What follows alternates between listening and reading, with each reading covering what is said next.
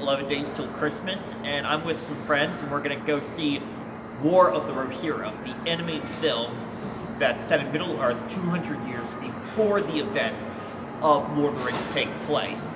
I don't know much about the plot. I do know Miranda Otto is supposed to reprise her role as Eowyn. Don't know how that's gonna work, because she is not an elf, so she's definitely not immortal. They're gonna use AI so Christopher Lee can continue voicing Saruman, although I would like to point out that voice actor Corey Burton does a really great Christopher Lee impersonation.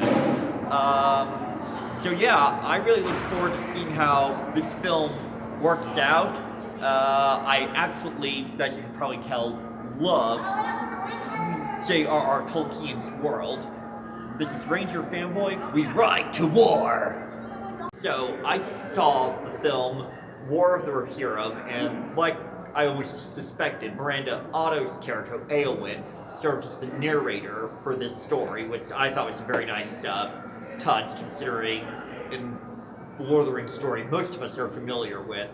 She is the original female writer of Rohan, and here she tells the story of Hera, who I guess in many ways is sort of her predecessor, and how she basically fought for Rohan in her day, and her father, King Helm Hammerhand, basically went down fighting at the Hornburg, and it was because of his death, when he basically went down fighting his last enemies and died a berserker death, they renamed it Helm's Hammerhand. I probably should have called spoiler alert, but what can you do?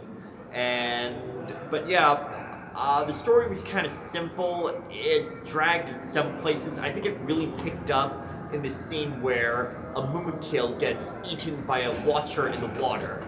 Bet we never expected to see those two monstrosities from Middle-earth collide together.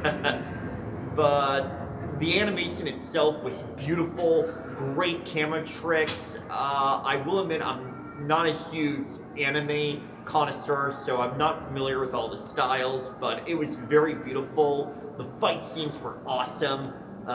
It was Peter Jackson's fingerprint was all over it in terms of the architecture of different locations, so yeah, that's good in terms of canon. But yeah, I don't think the film is probably going to be up for the Oscar for Best Animated Feature, but I'm willing to give this a 3 out of 5 ratings. I wish you all a Merry Christmas. Ranger Fanboy, signing off.